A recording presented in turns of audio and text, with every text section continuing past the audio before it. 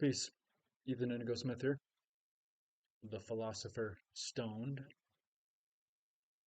Here we discuss the whole spectrum of the esoteric and exoteric, of all things metaphysical and political. We leave no stone unturned. The paradox of repetition. In Tai Chi, we repeat a form. We never repeat it the same way, no matter how many times we do it. We refine it.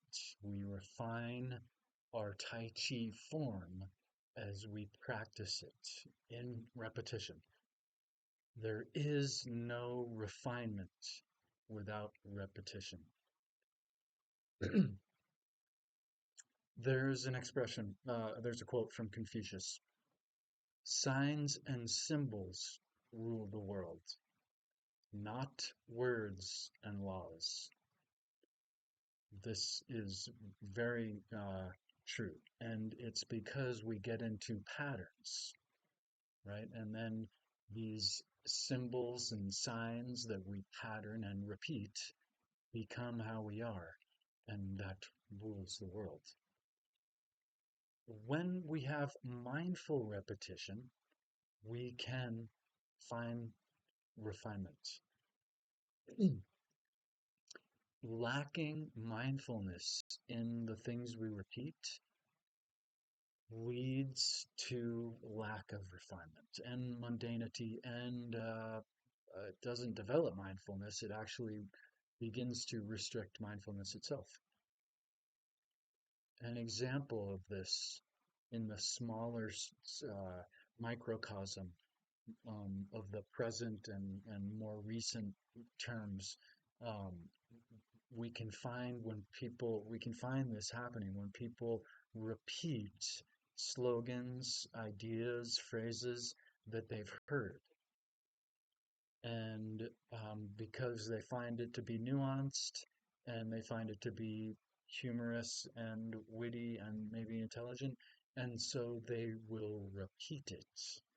Often, here's where the lack of mindfulness comes in, without consideration of its actuality.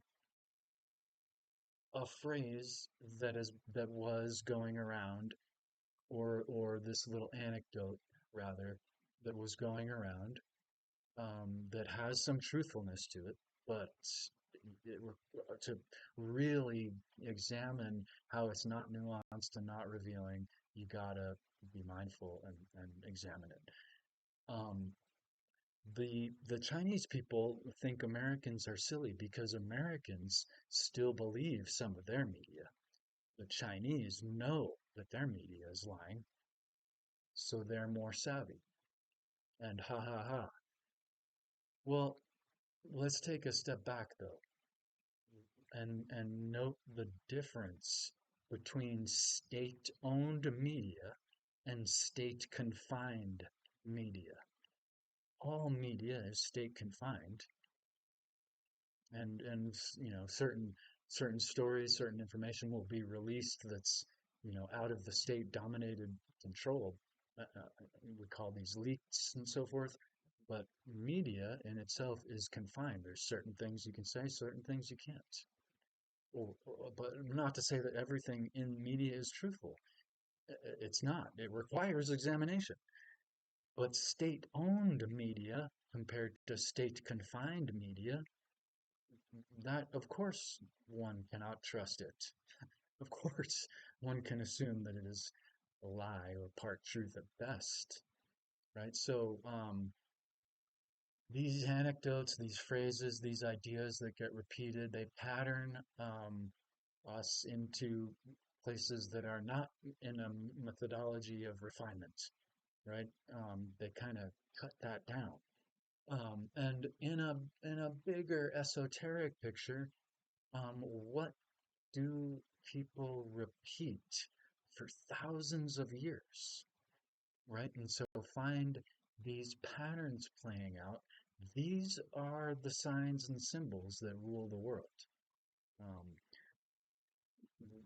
to touch on monotheism real quick, Monotheism is a thousands of year old uh, mechanism of signs and symbology to rule the world. And it's based on other stuff that's thousands of years old that coalesce into a storyline, right? So you know, these repeated ideas and anecdotes can be thousands of years old or contemporary. Just examining these ideas is the starts that mindfulness practice, right? This repetition towards refinement. Of course, Tai Chi helps this as well, or some practice that's repeated. In repetition is refinement. It's got to be, but also without mindfulness, repetition leads to generations of poor mindedness, generations of lacking the full potential of their mindfulness. So, peace. Hope that was interesting.